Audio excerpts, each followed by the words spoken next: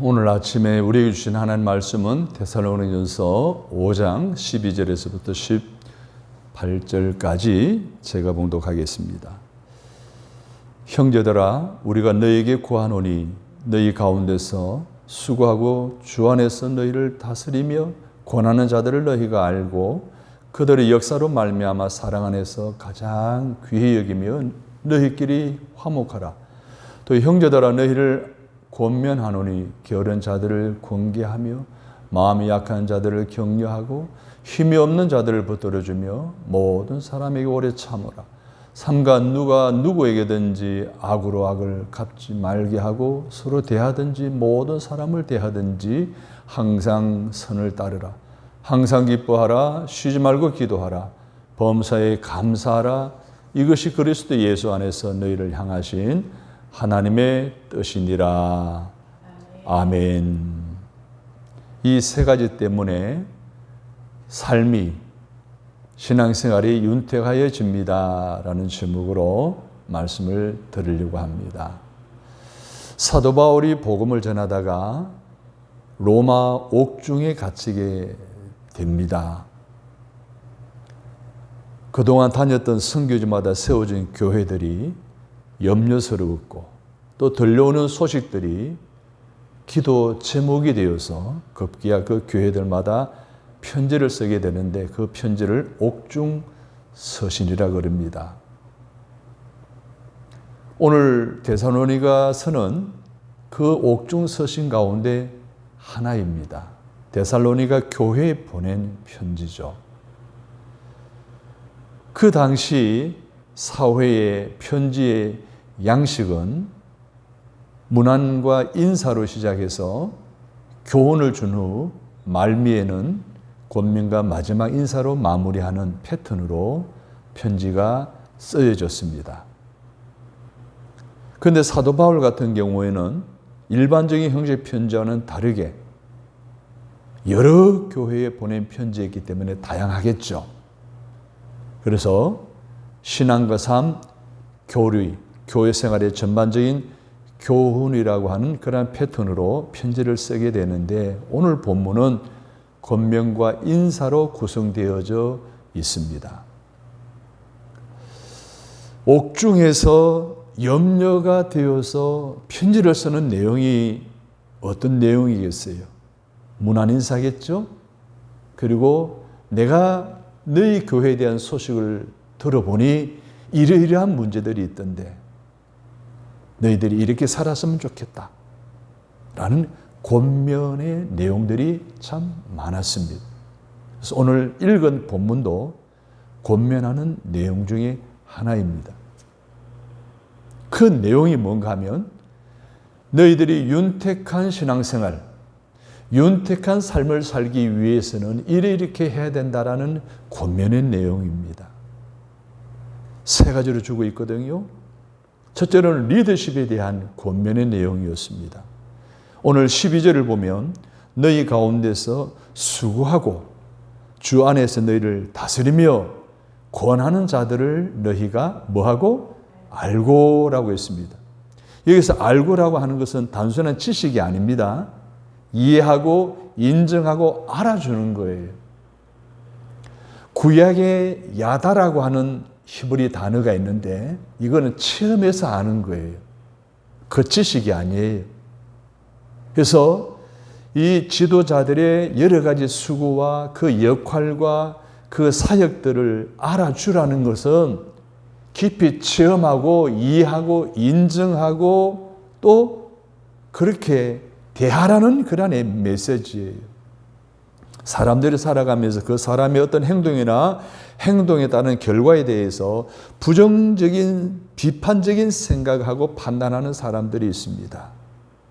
그런 사람들이 이렇게 말하죠. 어떻게 그럴 수가 있어? 그런데 그런 행동이나 결과나 실수에 대해서 그래도 긍정적으로 생각하는 사람들은 그래도 이해하죠.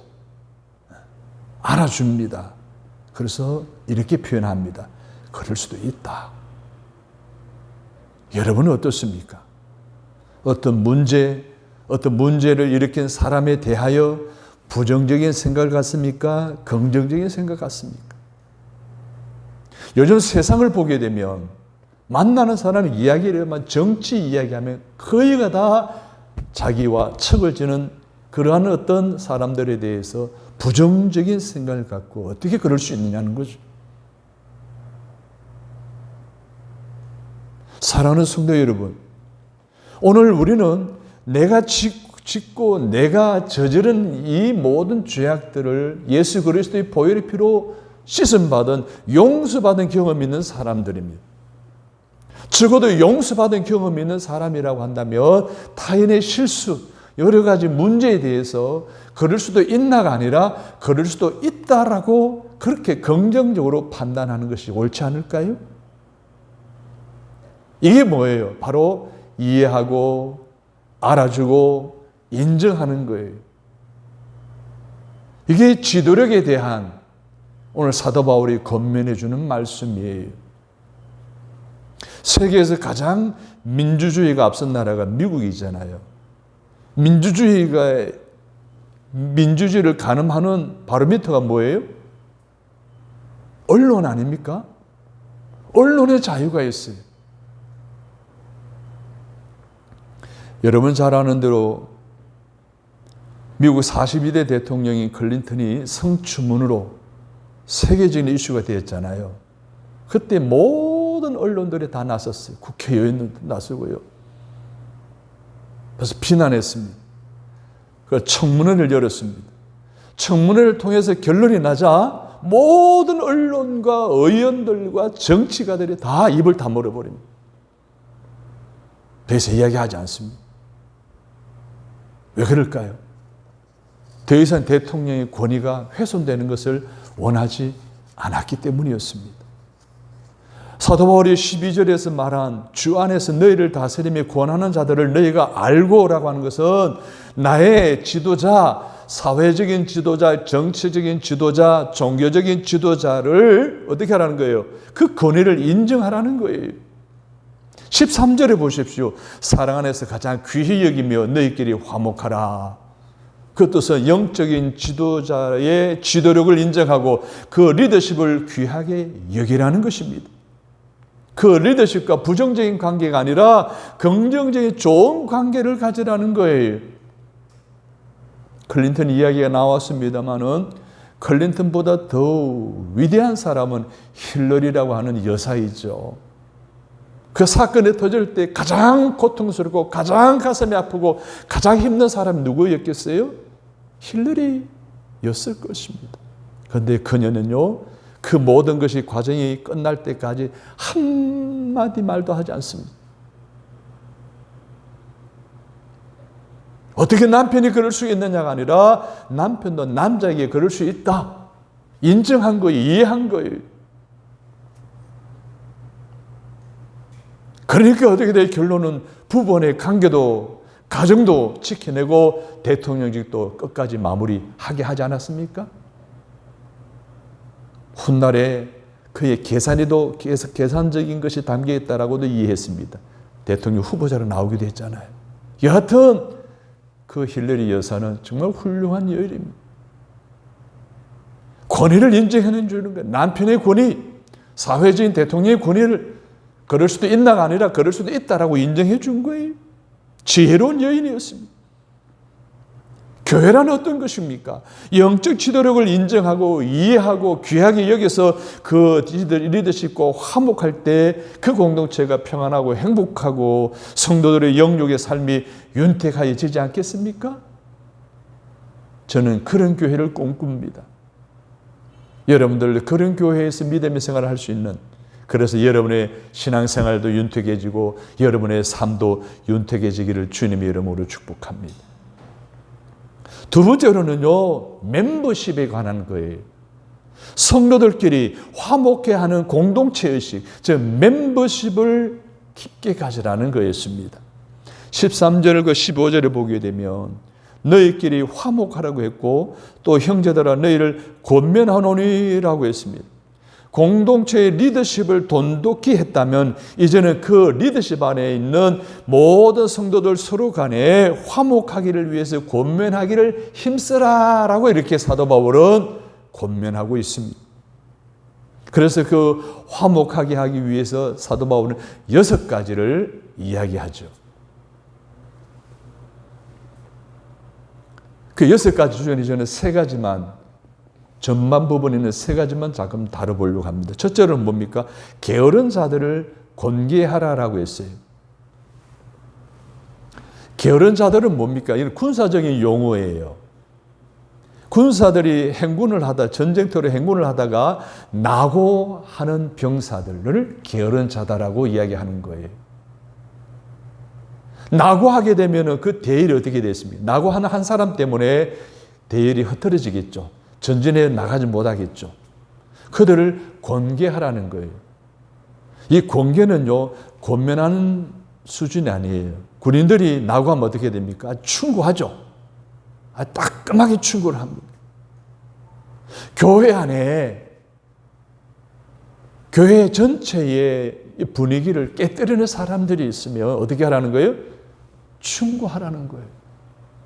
신앙생활에 문제가 있어요. 교회 안에 여러 가지 문제를 발생시켜요. 그러면 어떻게 해요? 화목하기 위해서는 그 골마 터지는 것을 그대로 놔두면 안 되고 뭐예요? 충고해서 수술해서 고름을 짜내야 된다는 거죠. 주님의 사랑으로, 십자가의 사랑으로 말입니다. 두 번째로는 마음이 약한 자를 격려하라고 말하고 있습니다. 여기서 마음이 약한 것은 군사적인 용어인데요. 전쟁터에 나갔는데 막 주변에 있는 전우들이 쓰러져 죽어가는 거예요. 그것을 보면서 안타까워가지고 마음이 괴로워하는 거예요. 이걸 뭐예요? 마음이 약한 자라고 표현하는 거예요. 그들을 뭐하라? 격려하라는 거예요. 전쟁터에서 오늘날 우리의 삶은 전쟁터 아닙니까? 그 전쟁터와 같은 그런 환경 속에서 어려운 사정으로 낙심하고 있는 사람들을 뭐하라는 거예요? 격려하라는 거예요. 사랑하는 여러분, 우리가 서로 불편하고 서로 여러 가지 문제를 가지고 살아갈 때 따뜻한 말 한마디 얼마나 힘이 들었어. 고생했지. 내가 기도하고 있어. 때로는 찾아가 격려해 주기도 하고 때로는 전화로 해주기도 하고. 이게 뭐예요? 서로가 위로해 주며 용기를 복돋워 주라고 권면하는 거예요. 이게 화목의 지름길이에요. 오늘 저와 여러분의 믿음의 생활 속에서 이 멤버십을 위해서 여러분이 더 깊이 우리 성도님들에 대해서 관심을 가지고 여러 가지 어려운 사정이 있을 때 격려하고 위로하고 용기를 북돋아 줌으로 화목함을 이루어 나가는, 그래서 여러분의 삶이 윤택해지고 여러분의 교회 생활이 윤택하여지기를 주님의 이름으로 축복합니다. 세 번째는 뭡니까? 힘이 없는 자들을 붙들어 주라고 말하고 있어요. 여기서 힘이 없는 자들이라는 것은 성경의 원어에 보면 믿음이 연약한 사람들이라는 거예요. 믿음이 없는 자들을 말하는 거예요. 믿음이 없으면 뭐예요? 믿음의 생활하기가 쉽지 않죠. 갓난아기들이 걸음마기 직전에 곧잘 넘어지잖아요. 그러면서 일어서잖아요. 그때 할머니, 할아버지, 아버지, 어머니가 손을 잡고 자꾸 이렇게 선마 해서 아이들이 발에 힘이 생기고 걸어다니며 뛰어다니게 되지 않습니까? 이 믿음이 없는 자들을 우리 옆에서 도와줘야 되는 거예요. 지지해 줘야 되는 거예요. 지탱해 줘야 되는 거예요. 붙잡아 줘야 되는 거예요. 서로 넘어지지 않게 되는 거예요. 사랑하는 여러분, 교회 생활의 화목이 필요한 오늘 우리 현실에서 믿음이 없는 사람을 지탱해 주고 붙들어 주고 지지해 줌을 통해서 여러분의 교회 생활도 윤택해 주고 여러분의 개인적인 삶도 윤택하여지기를 주님의 이름으로 축복합니다. 세 번째로는 하나님의 뜻대로 살아가면서 자신의 신앙생활의 영성을 깊게 하라고 사도 바울은 마지막에 권면하고 있습니다. 오늘 세 번째 단락이 굉장히 중요합니다. 오늘 제목에 보면 이 세 가지가 나오지 않습니까? 이 세 가지가 전체 대지의 세 가지도 되지만 세 번째 대지의 세 가지가 바로 핵심적인 오늘 우리의 삶을 윤택하게 하고 우리의 교회 생활을 윤택하게 하는 것입니다. 첫 번째는 뭐라고 하고 있습니까? 항상 기뻐하라고 권면하고 있습니다. 기뻐하라의 반대말이 뭡니까? 슬퍼하라죠. 배우들에게 들어보면 웃는 연기보다도 우는 연기가 훨씬 힘이 든다고 합니다. 웃는 연기는 그냥 우리가 파한대소 하면 되죠. 기분 좋은 생각하고 파한대소 하면은 웃는 연기를 아주 원활하게 할 수 있대요. 그런데 우는 연기는 감정이입이 안 되면 결국은 안약을 넣을 수밖에 없다는 거죠. 안약을 넣는 것하고 정말 감정이입이 돼가지고 우는 연기하고는 다르죠. 훌륭한 연기자는 감정이입을 통해서 같이 아파하는 거예요. 내가 그 현장에 있는 것처럼 주인공이 되는 거예요. 이게 쉽지 않잖아요. 그런데 성경에 보게 되면 슬퍼하라, 울어라, 연기자들도 힘들어하는 이 부분보다도 오히려 기뻐하라고 하는 내용이 훨씬 많이 나옵니다. 우리의 삶에 있어서 억지로 울어야 되고 슬퍼해야 되는 것보다도 우리의 삶 속에 기뻐하는 삶, 웃는 삶을 우리 성경에서는 장려하고 하나님은 더 장려하고 있다는 사실을 우리 기억해야 돼요. 따라서 항상 기뻐하겠습니다. 여러분 항상 기뻐하시기를 주님의 이름으로 축복합니다. 예수님의 3년 6개월의 공생의 시작에 어디서 일어났습니까? 가나의 혼인잔치집에서 시작되어졌습니다. 잔치집에 포도주가 떨어지니까 잔치의 주인과 관계자들이 그냥 갑자기 걱정과 근심 때문에 우울해지게 되었어요. 그 문제를 예수님의 어머니 마리아에게 이야기했고 마리아는 아들 예수에게 그 사실을 이야기해 줍니다. 예수님이 찾아오시죠. 항아리에다가 물을 가득 채우라 그러죠. 그리고 떠다 주라 그랬죠. 주님 이전보다 더 맛있는 포도주. 이 포도주는 뭐예요? 기쁨이에요. 예수님의 첫 번째 사역도 사람들에게 기쁨을 주는 사역이었어요. 여러분의 삶도 사람들의 기쁨을 주는 삶이 되시기를 주님의 이름으로 축복합니다. 사람을 웃게 만들고 사람을 즐겁게 만들고 유쾌하게 만들고 행복하게 만드는 삶. 여러분 이게 축복의 통로예요. 이런 삶을 사는 것이 오늘 내 삶을 윤택하게 만들고 내 주변의 가정도 사회도 직장도 교회도 윤택하게 만들 줄로 믿으시면 아멘. 여러분 제가 퀴즈를 낼게요. 속담 가운데 웃는 얼굴에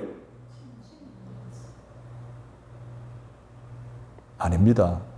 웃는 얼굴이 화장빨 잘 받는다. 또 하나 물을게요. 웃으면 아니에요. 웃으면 살 빠진다. 웃으면 심장 박동이 강해지고 신진대사가 활성화되어서 살이 빠지는. 사랑하는 여러분, KBS ETV에 주일 저녁에 늦은 저녁에 하는 개그 콘서트가 있죠. 그 코너 가운데 조선족 보이스피싱 주제로 한 개그 콘서트 코너가 있어요. 두 사람 내지 세 사람이 나오죠. 물건을 팔고 하는 이런 일에 실수를 저지르면 어떡합니까? 고참이 그러죠. 야 임마 이래 어떻게 빨리 해결하라 그러죠. 그래서 웃으라 웃으라 웃으라 막 이렇게 하지 않습니까? 자막을 띄우고. 그러다 보면 어떻게 해요? 지들도 활짝 웃어버리고 보는 시청자들도 와 웃게 되는 거예요. 보이스피싱도 웃으니까 뭐 하는 거예요? 우울함이 사라지는 거예요. 근심 걱정이 염려가 사라지는 거예요. 시청자들도 그걸 보면 우울감도 떠나가고 근심 걱정도 떠나가며 웃게 되는 거 아니에요? 사랑하는 여러분, 항상 기뻐하라 하신 말씀대로 살아가면 나도 기쁘고 내 주변의 사람들도 함께 기쁨이 넘침으로 행복해지게 될 줄로 믿습니다. 바보 같은 삶을 살았으면서도 오히려 빛이 된 삶을 살았던 고 장기려 박사, 부산 보건병원 원장으로 또 사업가로서 가난한 사람, 어려운 사람들의 병을 치료해 주는 일평생의 삶을 살았던 사람이 있습니다. 의미 있는 삶을 살았으니 얼마나 가치 있는 삶을 살았으니 얼마나 그 삶이 기쁘고 좋았겠어요. 그러나 한편으로는 힘들었겠죠. 그 힘든 여러 가지 문제들을 기쁨으로 그는 풀어냈습니다. 염려 검신도 쫓아내고 기쁨으로. 그가 남긴 말 가운데 이런 말이 있어요. 내 생애 가운데 몇 가지 큰 기쁨이 있었다. 첫째는 하나님이 장남 태경이를 선물로 주셨을 때 천하를 얻는 기쁨을 누렸고, 둘째는 송기정 선수가 1936년 제11회 베를린 하계 올림픽 때 마라톤 금메달을 땄을 때 기뻤다는 거예요. 그러나 이런 기쁨도 스스로 회개하고 하나님에게서 죄 사함 받은 기쁨에는 비할 바가 없다. 이 기쁨이 있어야 진정한 기독교인이라고 할 수 있다. 공감이 됩니까? 구원받은 기쁨이 그에게는 항상 있었다는 거예요. 그 기쁨 때문에 그 어려운 많은 일들을 극복해냈다는 거예요. 가난한 사람들 다 무료로 치료해 주니 이 복음병원이 경제적으로 얼마나 힘이 들었겠어요. 한시도 우울하면 염려 근심이 떠날 수 없는 상황 속에 구원받은 기쁨이 그 모든 걸 극복해내게 했다는 거예요. 사랑하는 여러분, 영원히 죽을 수밖에 없는 내 죄로 말미암아 지옥에 가야 될 우리를 하나님의 자녀 삼으시고 천국 백성이 되게 하신 이 놀라운 구원의 감격, 이 기쁨이 여러분 가운데 있기에 무슨 일이든지 어떤 문제든지 내 앞에 닥쳐다 온다 하고, 그래서 나를 힘들게 한다 할지라도 구원받은 기쁨과 감격으로 행복으로 물리치시고 극복해내시고 내 주변의 모든 환경도 상황도 다 기쁨과 웃음으로 가득 차게 하는 웃음 바이러스를 퍼뜨리는 웃음 전도사가 다 되시기를 주님의 이름으로 축복합니다. 사랑하는 여러분, 그렇습니다. 우리의 기쁨, 바울이 말한 그 기쁨이 돈 벌고 성공하고 출세하고 누가 잘 되어서 오는 그런 기쁨이 아니라는 것을 우리가 여러분이 깨치했을 거예요. 따라서 합니다. 카이로는 뭐예요? 헬라어로 기쁨이란 뜻이에요. 그래서 기쁨이라는 것은 유쾌하다, 행복하다, 유복하다라는 의미를 가지고 있어요. 행복이나 유쾌한 것은 얼마나 지속되느냐를 통해서 가치가 결정되는 것 아니겠습니까? 어떤 글을 보니까 목욕을 하면 1시간 기쁘고 새 옷을 입으면 하루가 기쁘고 차를 사면 한 주간이 기쁘고 집을 사면 한 달이 기쁘고 결혼하면 3년이 기쁘다라는 말을 했습니다. 유쾌함, 기쁨, 행복의 가치는 시간이 어느 정도에 따라서 결정되어지는 겁니다. 사랑하는 여러분, 예수를 믿으면 찰나가 아닙니다. 한 달도 아니고 3년도 아니고 30년도 아닙니다. 평생 유쾌하고 행복하기 때문에 우리는 그것에 있어. 예수 믿고 구원받는 거기에서 기쁨과 행복과 유쾌함을 찾아야 할 줄로 믿습니다. 저의 공식적인 신앙생활의 출발은 초등학교 4학년이었어요. 제가 청년 때에 고향교회에 대청소를 하는데 서랍 구석에서 옛날 여름성경학교 출석부가 나오더라고요. 보니까 제 이름이 적힌 출석부였어요. 이렇게 된 종이에 강의 출석부, 강의 여름성경학교 출석부 강의철 보니 개근을 했더라고요. 아, 내가 초등학교 4학년 때부터 신앙생활을 했구나. 이제부터 다녔겠죠. 왜냐하면 교회 옆에 집이 있었으니까. 그런데 청소년 시절에 제가 어떻게 반사로, 보조교사로 봉사하게 되었어요. 지금도 기억이 뚜렷합니다.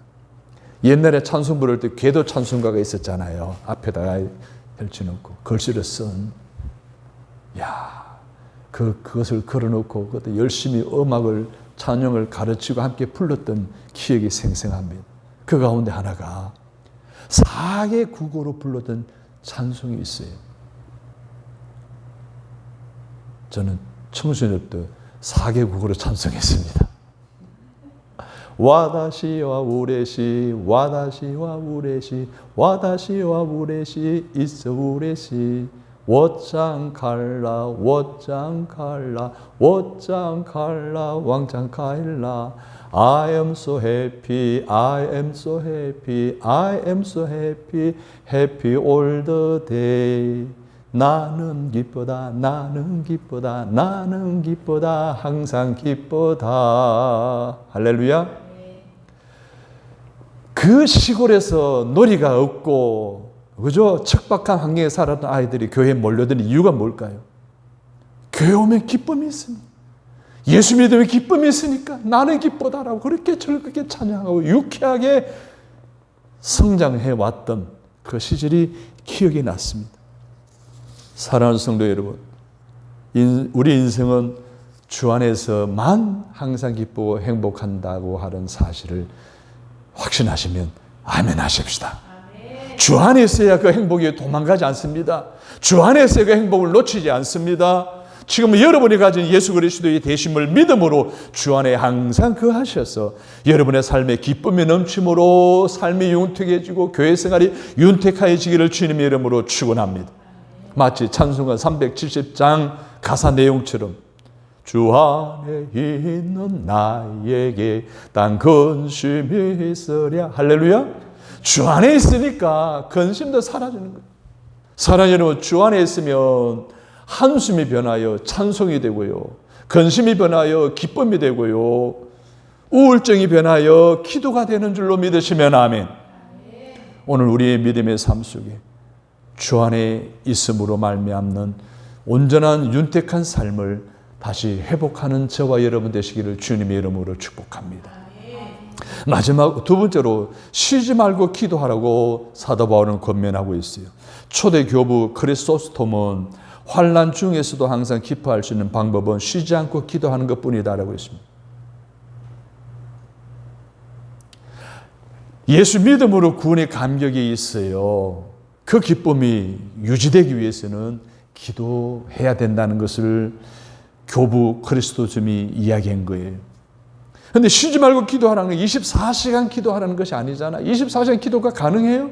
잠도 자야 되죠? 일도 해야 되죠? 쉬기도 해야 되잖아요. 취미생활도 해야 되잖아요. 그런데 어떻게 우리가 24시간 기도할 수 있겠어요?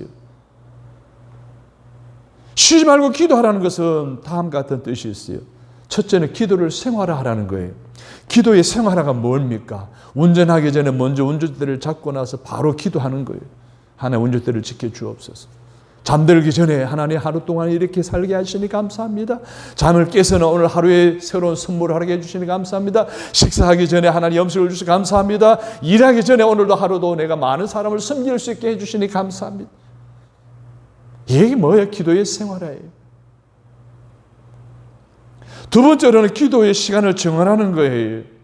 새벽에 하든지 저녁에 하든지 낮에 하든지. 우리가 실질적으로 낮에 하기는 쉽지 않아요. 생활하는 것 외에 시간을 정해서 하는 부분은 새벽이든 낮이든 저녁이든 선택을 해야 되는데 우리 가장 좋은 시간은 아침 일어났을 때. 일어나서 늦잠 자고 일어나게 되면 불가능해요. 조금 한 10분 일찍 일어난다든지 30분 일찍 일어난다든지 충분히 가능합니다.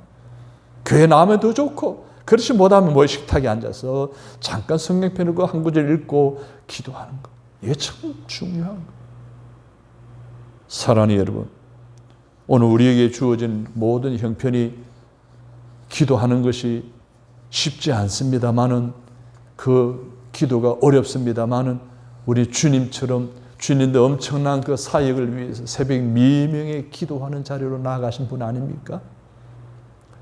여러분 잘 아는 이스라엘의 가장 왕성한 나라를 다스렸던 다윗 왕이 내가 새벽을 깨우리로다 라고 기도하면서 나라를 이끌었다는 것을 우리는 성경을 통해 확인할 수 있습니다.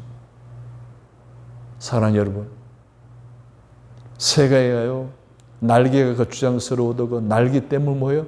천국을 날 수 있는 거예요. 비행기는 어떻습니까? 날개 없으면 날 수가 없어요. 배의 도처는 어떻습니까? 걱정스럽다는 그 돛 때문에 뭐요? 목표를 향해서 나아갈 수가 있는 거예요. 우리 역시 힘들고 고달파도 쉬지 않고 정한 시간에 기도해야 할 줄로 믿습니다. 그래야 내 영이 살고 내 영이 힘을 얻고 내가 비상하여 날아갈 수가 있는 줄로 믿으시면 아멘. 세 번째로는 기도 시간을 늘리라는 거예요. 한번 이렇게 생각해 보십시다. 내가 지금 하루에 기도를 얼마나 하는지 전혀 안 하고 있다고 한다면 1분 목표로 정하고 몇 분? 1분 채워 기도하십시다. 1분 하시던 분들은 5분, 5분 하시던 분들은 10분, 30분, 1시간. 이렇게 기도의 분량을 쌓아 나가셔서 오늘 우리의 삶의 윤택함을 원한다면, 우리의 믿음의 생활의 윤택함을 원한다면 기도의 분량을 쌓아 나갈 때 주시는 하나님의 응답을 통해서 간증하는 기쁨이 여러분이 있기를 주의 이름으로 축복합니다. 1952년 휴전이 되고 황폐한 이 땅에 복음을 전하기 위해서 밥 피얼스 목사님과 빌리 그레엄 목사님이 방문을 했어요. 황폐한 이 땅에 복음을 통해서 희망을 주고 생명을 주기 위해서 왔던 그들이 한국 교회의 새벽기도 이야기를 듣습니다. 교회들이 다 폐허가 되었으니 다 천막 교회일 거 아니에요? 한국 교회는 이렇게 기도한다더라. 뜨겁게 기도한다더라. 에이, 빌리 그레엄 목사가 무슨 소리야. 그런 기도는 교회가 딱 건물이 갖추어져 있고 안정적인 환경 속에만 가능하지. 이런 지금 한국에 이런 형국에 어떻게 그런 기도 가능하냐? 아니다. 그럼 내일 확인해 보자. 새벽 4시에 일어나서 그 천막 교회를 갔더니 가득 차 있는 게 168명. 얼어있는 땅에 장작을 깔아놓고 거기에 앉아가지고 새벽 기도가 뜨겁게 기도하는 걸 보고 희망을 주러 왔던 그가 오히려 이 한국 땅은 희망이 있다라는 확신을 가지고 돌아가게 됩니다. 20년 후에 우리나라 여의도에서 엑스포 74 해마다 열렸잖아요. 100만 명 이상 모여서 엄청난 인파가 있는 가운데 야외에서 예배하는데 그 설교의 강사로 오신 거예요. 그 광경을 보고 말씀을 전하면서 한국은 희망이 있습니다. 소망이 있습니다. 경제 부흥의 기대가 있습니다. 끊임없이 외쳤던 거예요. 70년대, 80년대 과정을 거치면 우리나라가 부강한 나라가 되지 않습니까? 사랑하는 여러분. 불가능한 일이 가능한 일이 되게 하는 것은 기도의 힘밖에 없습니다. 하나님의 은혜로만 가능하다는 것을 보여주고 있습니다. 개인의 문제도, 사회적인 문제도, 가정의 문제도, 국가의 문제도 난제한 문제들 앞에 기도로 풀어낼 수 있고 엄청난 여러 가지 상황 앞에 그 문제들을 기도로 해결할 수 있다는 것은 오늘 그리스도인 우리는 저와 여러분이 다 알고 있는 사실 아닙니까? 사랑하는 여러분, 기도의 자리로 나아가시기를 주님의 이름으로 축복합니다. 더 깊게 기도하시기를 바랍니다. 추워도 더워도 힘들어도 피곤해도 기도하시기를 바랍니다. 그래서 기도를 호흡하듯이 해야 되는 거예요. 우리 호흡을 여러분 2, 3분만 안 해봐요. 뇌에 피가 안 가서 어떻게 되는 거예요? 우리는 뇌사 판정을 받아 죽게 돼요. 우리 영도 마찬가지예요. 영이 호흡하지 않으면 우리 영도요 죽게 되는 거예요. 그렇다고 본다면 오늘 우리가 영의 호흡은 뭐예요? 기도예요. 여러분 기도해야 영이 사는 거예요. 기도해야 힘을 얻고 기도해야 비상할 수 있는 거예요. 기도해야 하나님의 은혜가 임하는 거예요. 어떤 사람이 목사님에게 상담을 해왔어요. 자기 부흥회 갔더니 도대체 설교는 안 하고 보통 부흥회 가는 게 뭐 하러 가요? 설교 들으러 가잖아요. 찬송하고 기도하고 찬송하고 기도만 하더라는 거예요. 뭐 이런 집회가 다 있냐고. 목사님 이건 문제 아니에요 라고 전화가 오더라는 거죠. 가장 이상적인 예배는 뭔 줄 아십니까? 30분 찬양하고 30분 기도하고 30분 설교 듣는 거예요. 남미계통에 부흥하는 교회들 지금 이렇게 기도하고 예배하고 있습니다. 우리도 30분 전에 찬송할까요? 그 30분 기도하고, 그죠? 30분 설교 듣고. 여러분, 찬송은요, 곡조가 달린 기도인 줄로 믿습니다. 찬송은 하면 할수록, 많이만 하면 할수록 기도의 분량도 쌓여지게 되니까, 여러분, 베드로, 바울과 실라가 감옥에 있을 때 뭐 했다고 했어요? 찬송했다고 했어요. 그리고 기도했다는 거거든요. 지진이 일어나면 옥문이 열린 줄로 믿습니다. 예수님이 부활 성천하시면서 약속하신 말씀대로 마가의 다락방에 모인 그들이 기도하고 찬송했을 때 성령님이 임한 줄로 믿으시면 아멘. 그렇습니다. 오늘 우리의 삶 속에 TV 보는 시간보다도, 핸드폰 하는 시간보다도, 노는 시간보다도 기도하는 시간을 비중을 두고 가치를 두고 내 삶의 중심에 두고 더 깊이 기도할 수 있는 여러분 되시기를 주님의 이름으로 축복합니다. 그래야 하나님 만나는 시간이 길어지지 않겠어요? 그래야 하나님 만나는 시간이 깊어지지 않겠어요? 하나님 만나는 시간이 길어지고 깊어질 때에 하나님은 우리를 긍휼히 계시고 하나님은 우리의 필요를 아시고 우리의 삶에 윤택해지도록 우리의 교회 생활에 윤택해지도록 축복해 주시지 않겠습니까? 기도 시간을 늘리시기를 바랍니다. 기도 시간에 하나님께 집중함으로 교통함을 이루어 여러분의 주시고자 하는 하나님의 은혜가 임함으로 여러분의 삶의 간증이 끊이지 않게 되기를 주님의 이름으로 축원합니다. 세 번째 권면이 범사에 감사하라. 여러분, 범사에 감사하는 사람은 항상 기쁨이 넘칩니다. 그리고 기도하는 사람은 항상 기쁨과 감사가 넘치게 되어 있습니다. 그러나 기도하지 않으면 그 기쁨은 사라집니다. 감사도 사라지는 거예요. 누가복음 17장에 보게 되면 10명의 나병 환자들이 예수님을 만나 그 말씀에 순종함으로 제사장에게 자기들의 병의 형편의 진위를 확인받기 위해서 달려가다가 문두병이 고름에다 사라지고 깨끗이 나은 체험을 하게 됩니다. 그런데 한 사람만 예수님을 떠올리고 예수님께 돌아와서 어떻게 합니까? 감사합니다. 예수님 하신 말씀이 나머지 9명은 어디 있느냐라고 하셨어요. 더 중요한 말씀은 이제 너는 구원에 이른다라고 축복하셨습니다. 할렐루야. 다른 9명은 병고침으로 끝났습니다. 그런데 이 감사한 한 사람은 병고침과 동시에 그 영혼도 치료를 받고 구원받게 되어진 줄로 믿습니다. 하나님의 자녀가 되었고 영원한 하나님의 백성이 되었고 천국을 선물로 받은 줄로 믿으시면 아멘. 그는 이방인이었다고 했습니다. 이 사건이 주는 교훈이 뭡니까? 감사는 받은 은혜에 대한 응답이며 구원받은 증거라는 거예요. 매일매일의 삶 속에 이것이 하나님의 은혜라고 생각한다면 감사하시기를 바랍니다. 여러분, 구원받았다라고 생각하고 믿음의 생활을 한다라고 한 모든 일에 감사할 수 있는 그런 마음과 믿음을 가지시기를 주님의 이름으로 축원합니다. 그래서 우리는 어떻게 해요? 매사에 주님 감사합니다. 저도 그렇게 살려고 애를 써요. 사고 위험이 있었잖아요. 그럼 바로 하나님 감사합니다가 나옵니다.